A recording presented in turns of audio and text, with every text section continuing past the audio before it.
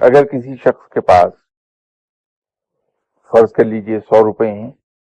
اس نے 50 اپنی ضرورت کے لیے رکھ لیے، 50 کسی دوسرے مسلمان بھائی کو دے دیے کہ وہ اپنی ضرورت پوری کر لے، تو یہ ایثار ہو گیا۔ اور اگر کسی نے پورے کے پورے ہی 100 دوسرے کو دے دیے کہ میرا اللہ وارث ہے، اس کی ضرورت پوری ہو جائے، یہ قربانی ہے۔ آپ کا پڑوسی آپ کو تنگ کر رہا ہے، آپ تحمل سے برداشت کرتے ہیں، اف نہیں کرتے، پڑوسی کی حرکتوں کے نتیجے میں ہونے والے نقصان کو آپ خوشی سے جھیل جاتے ہیں، اس پر ظاہر نہیں ہونے دیتے کہ اس کی وجہ سے نقصان کیا ہوا،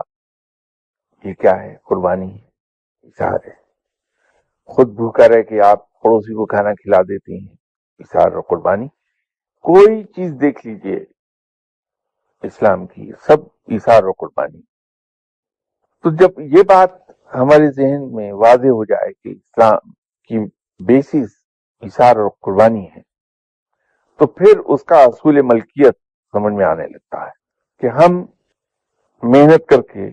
تجارت کے ذریعے، ملازمت کے ذریعے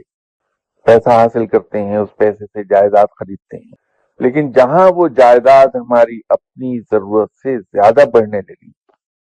وہ ہم دوسرے مسلمانوں کو دے دیتے ہیں۔ تو زمین بھی اسی طرح اسی اصول کے تحت آتی ہے کہ زمین کا وہ ٹکڑا جو ہم کاشت خود کرتے ہیں، صرف وہ ہم اپنی ملکیت میں رکھیں، باقی دوسروں کو دے دیں، یہ اصول ملکیت ہے۔ مکان جو ہمارے استعمال میں ہے، جس میں ہم رہتے ہیں، اس کے علاوہ کوئی دوسرا مکان جو ہے وہ ہم دوسرے کو دے دیں،